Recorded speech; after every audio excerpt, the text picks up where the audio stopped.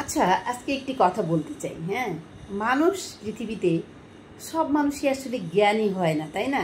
কেউ কেউ একটু জ্ঞানের অভাব থাকে, আবার কেউ কেউ সহজ সরল থাকে। কিছু কিছু মানুষ কোথায় কি করতে হবে সেটাও জানে না, বুঝে না, কিন্তু সেই জন্য কিন্তু সেই মানুষটা খারাপ নয়, তাই না?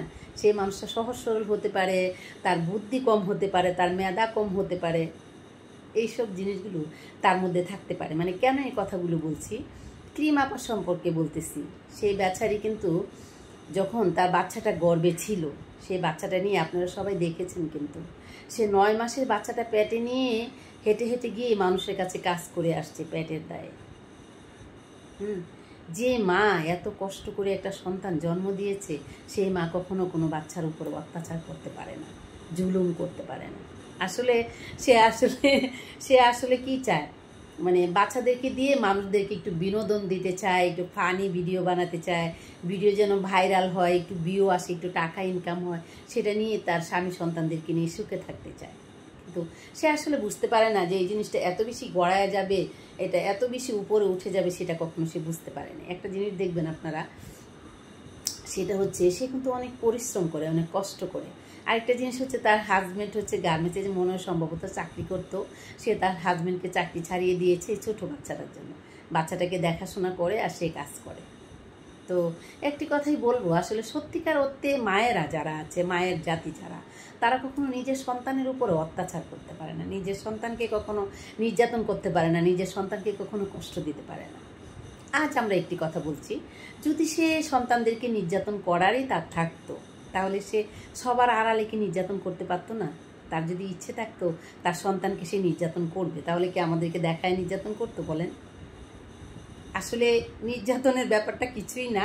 আমার যেটা মনে হচ্ছে সেটা হচ্ছে, সে হচ্ছে মানুষকে বিনোদন দিতে চায়, আর হচ্ছে চেষ্টা করে যেন একটু ভিডিওটা ভাইরাল হয়, একটু বেশি ভিউ আসে, তাহলে সে একটু টাকা কামাই করতে পারবে, বাচ্চা কাচ্চা নিয়ে একটু সুখে চলতে পারবে। এই তো একটি কথাই বলবো, মানে প্রশাসনের উপরে সম্মান জানিয়ে একটা কথা বলবো, সেটা হচ্ছে তাকে যেন একটু কথা বলে তাকে যেন ওয়ার্নিং দিয়ে তাকে যেন মুক্তি দিয়ে দেওয়া হয়।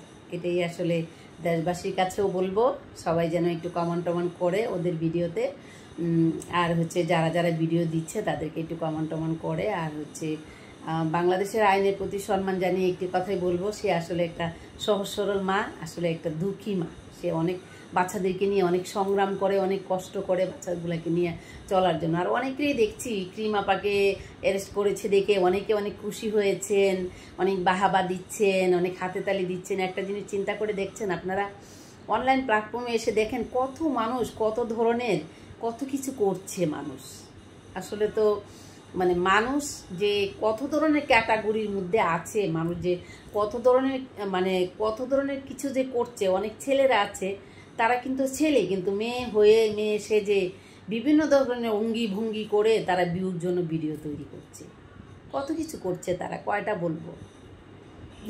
আসলে এত কিছু বলতে চাচ্ছি না, শুধু একটি কথাই বলছি, সেটা হচ্ছে একটা সহজ সরল মা।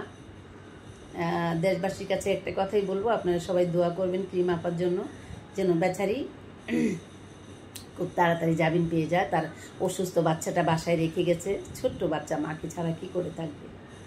তো প্রিয় বন্ধুরা, একটি কথাই বলতে চাই, মা হচ্ছে মায়ের জাতি। মা কখনো কোনো সন্তানদেরকে কষ্ট দিতে পারে না, আর কোনো সন্তানকে নির্যাতন করতে পারে না।